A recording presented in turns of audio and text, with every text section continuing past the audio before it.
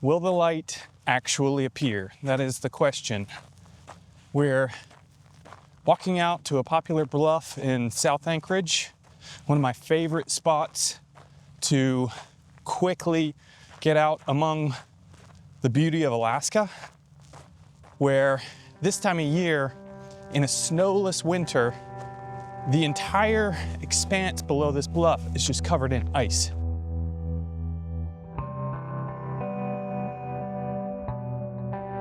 It's just before sunrise here, and I'm hoping that we're gonna see some really beautiful contours in the ice. We're gonna create some nice compositions with the driftwood that's kind of stuck in the ice. This area is always changing. In the summertime here in a couple of months, all of this will be melted. It'll be a mix of mud and water. These opportunities will be gone. It's been a rare snowless winter here in Anchorage. It's one of the least snowiest winters on record in this part of Alaska. And what that's done is caused some unique outdoor conditions that we rarely get to see. Normally this whole area is covered in a foot or more, 2 feet of snow pack, and it's much harder to access some of these areas or use them in different ways. But right now, this whole bluff is covered in just beautiful sea ice, unique contours, and it's right here in town. One of the most accessible photographic locations we have here in this part of Anchorage. And right on the coast, views of mountains all around, just absolutely beautiful. I see some light on the mountains in the distance there. So I'm hoping the light's gonna break through these clouds and we're gonna get some really beautiful views.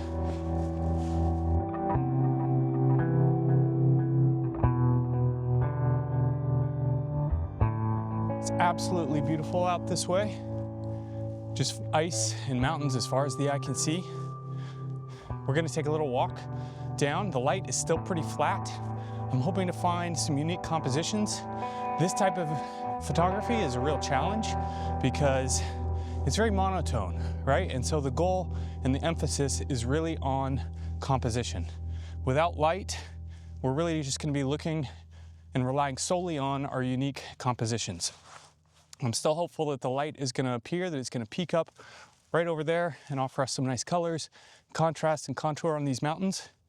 But if not, it's gonna be all about the compositions we select.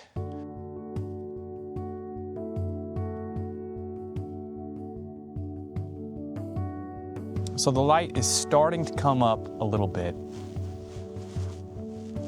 And I think I found a composition that works using this driftwood piece that's kind of curving up a little bit and just showing the expanse and leading to these mountains here. It's giving me a little bit of foreground and giving way to this long, icy background. Again, very monotone, but possibly thinking about a black and white composition here.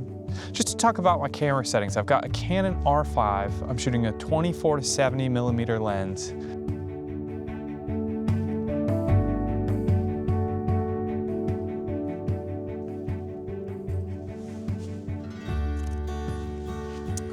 F10, 1/30th of a second, 3 image focus stack. Yeah, the light's coming out really nice. It's a beautiful scene right here. I mean, absolutely gorgeous with this log right here, this piece of driftwood kind of curving up and giving way to the mountain. So I'm hopeful that this image will be nice composition. I think it's gonna work.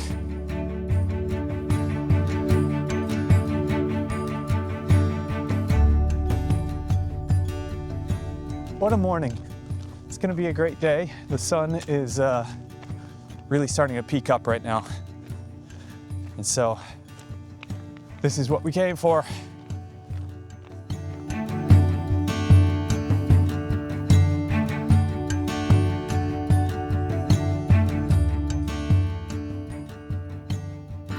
I've got an interesting composition here. I'm looking at this piece of driftwood here. The light is really coming up on this piece of driftwood. Fortunately, I can't really get it to where the mountains are framed in it, but we can get this expanse of sea ice, of this expanse of ice out here in it. And it's just got a lot of color, a lot of contour, a lot of texture to it. So I'm gonna frame this up and we're gonna see what we can do with it here.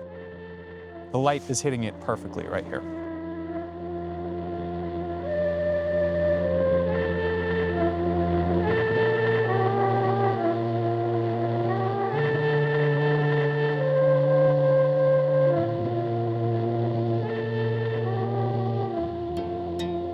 The problem with landscape photography is everybody makes it look so easy. It's actually really hard to find beautiful compositions where the light and the natural elements are all balanced.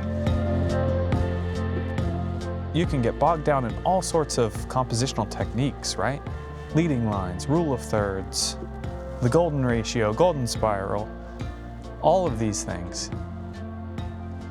But really it's about balance. Really it's about just balancing the elements in your image to create something that draws the viewer in, that creates depth, that accentuates your subject, that has a clear subject. All of these things.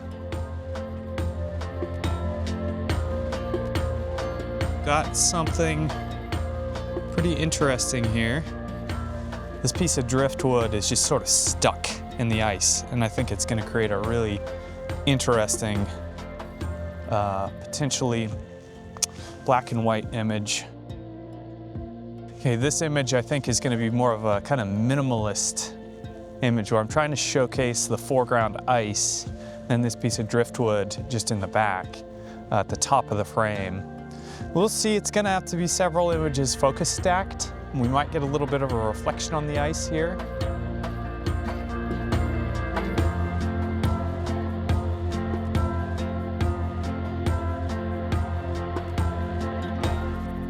I've just changed to my 70 to 200 millimeter lens here because the light on the mountains in the distance is really nice. So we're gonna try to do a quick panoramic just of the mountains and the light there going across. I'm gonna try to keep the horizon as level as possible and just take a series of images, just panning slightly with each one. Keeping it as still as we can.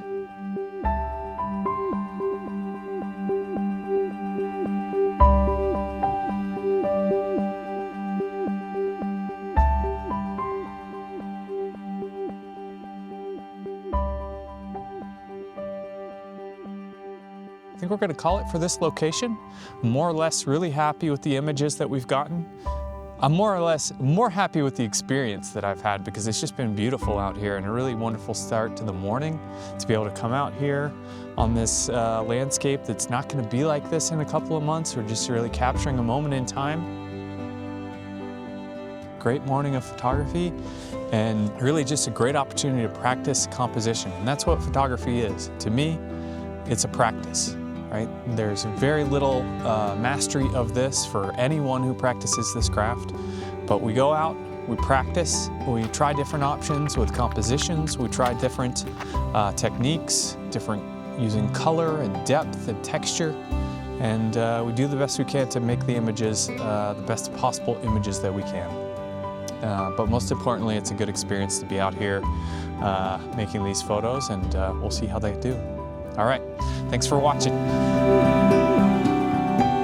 This is just the beginning. I plan to share more photo adventures like this one from across Alaska. If you like this content, hit subscribe, leave a comment, let me know your thoughts. It really does help. Until next time, I'm Brad Hillwig.